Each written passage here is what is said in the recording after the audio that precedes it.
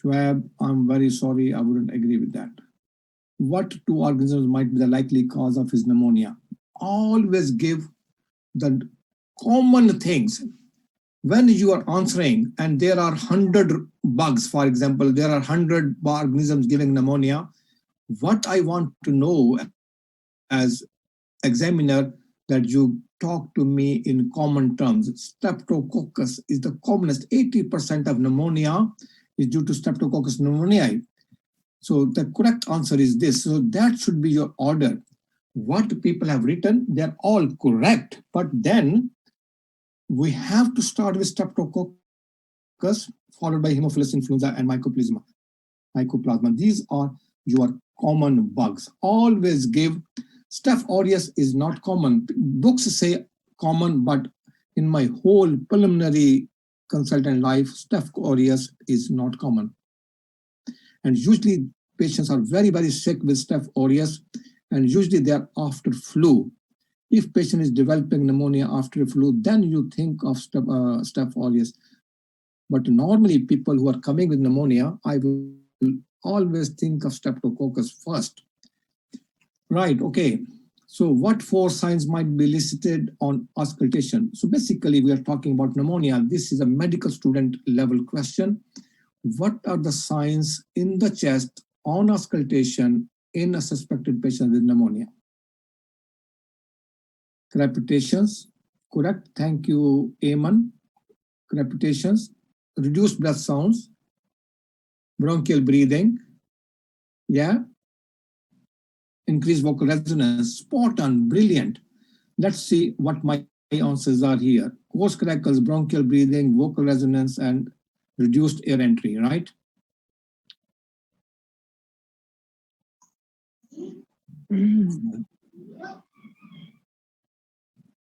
What is the first line treatment for community-acquired pneumonia, right?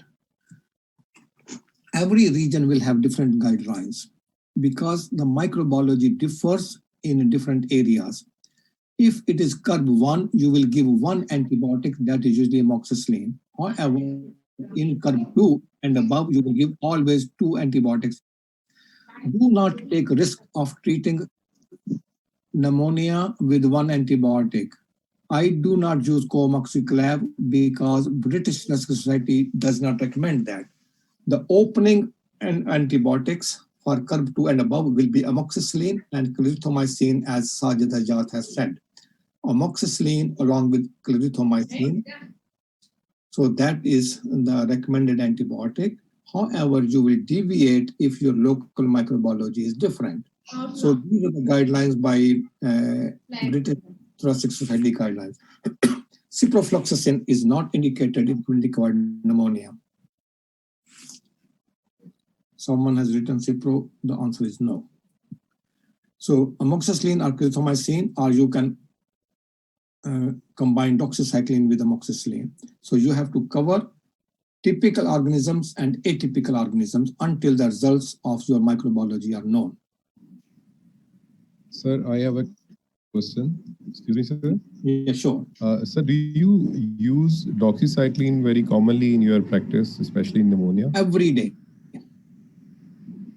Doxycycline has come back into fashion.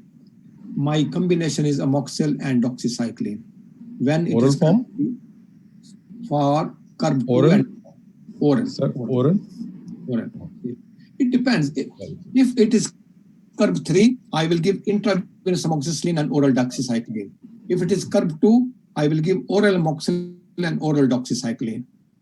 Thank you, sir. Depends upon severity. In CURB3, I'm very tempted to give intravenous because the mortality in CURB3 pneumonia is 22% or in excess of more than 25%. So that is high mortality. Overall mortality in pneumonia in an ideal environment still exceeds 18%. So I take pneumonia as a very serious illness. 18% patients will die in spite of the best treatment. So one has to be very careful. CURB3 with intravenous antibiotic being admitted to the hospital, 30% mortality, and if they go to ITU, 50% patients will die.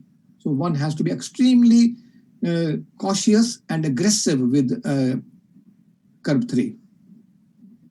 Okay. Thank you, sir. Explain the mechanism of action of your chosen antibiotic. I will help you with this. Amoxicillin is bacterial cell wall synthesis inhibitor. Clindamycin inhibits protein synthesis. Doxycycline inhibiting your protein synthesis, right? So that question has been asked at least once, I'm aware, in the exam, in the medical, in the Leicester MBBS examination. Okay.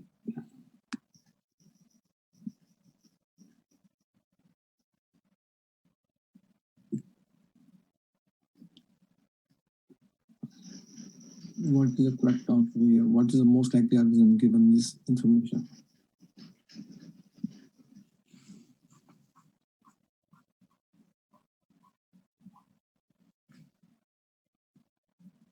Correct. So that is what you can see in this picture. This is Legionella. Legionella is something because there is a big hint that this is coming from air conditioning. Legionella lives in air conditioning systems. This is atypical pneumonia. In atypical pneumonia, they usually don't respond to amoxicillin. They respond to clarithromycin. And usually the duration of treatment in these patients is from 2 to 3 weeks. Minimum, I will give 2 weeks to these patients. So treating Legionella. And the diagnosis is by urinary antigen. So you send... Excuse me, sir. Excuse me, sir. I have a question. Sir, how can we make sure that Legionella is not in our air conditioning system? What precaution we should take? Because it's very common. Yeah, I think that is a question for public health. I don't think I will be able to answer that question. Maybe public health physicians can answer this question. Thank you. So, what is the best source of treatment? What is the best course of treatment for this?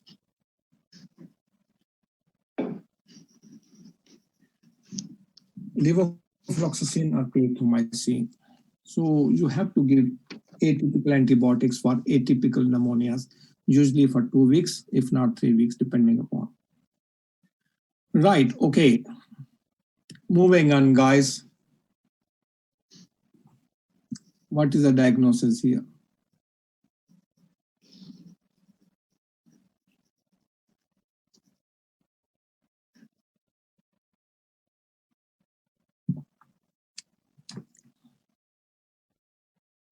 A 15-year-old boy.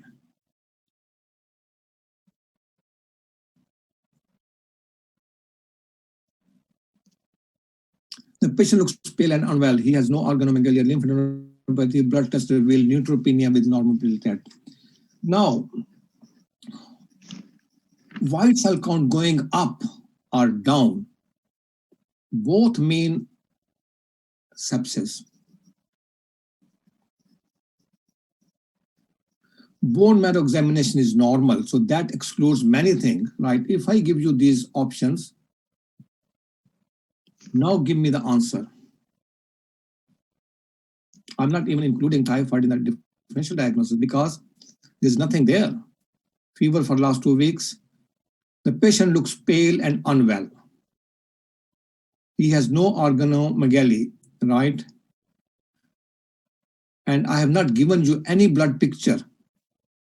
So that, and bone marrow is normal. So acute myeloid leukemia is ruled out. Aplastic anemia cannot be there because your red cell count, I have given you information that it is normal. So now most people say that this is septicemia, and I quite agree that my diagnosis is also septicemia. So if we go back, so thrombotic thrombocytopenic purpura, it cannot be that because I have not given you any purpuric picture and the platelet count is normal. So basically this was a very easy diagnosis to make. So someone has said written 5, no. There is absolutely no information given about purpura. So time is life. If you don't act quickly, your patient is dying. Sepsis is third leading cause of death. It is about time. As I said, time is life. The longer you leave your patient, the higher the mortality. So the common features are temperature that is abnormal. It can be low or it can be high. Signs of infection, and then your mental decline, confusion, and feeling extremely ill. Every 60-minute delay, there is a 7.6% increase in mortality. So take sepsis seriously. It is no joke. It is a killer. And treat immediately with broad spectrum antibiotics. If you don't know the infection, go for the broadest based antibiotic you can get. Like in my culture, I'm using meropenem, azosin or meropenem, right?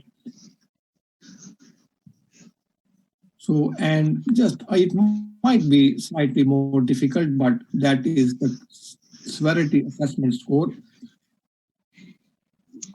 SOFA score we use. If the score is 1, not high risk, but if the score is 2 or 3. So these are the 3 features you have to look at: mental state, tachypnea, and hypotension. These 3 features give you the scoring system. So if you have 1 score, it's not very high, but 2 or 3 are high risk for poor outcomes.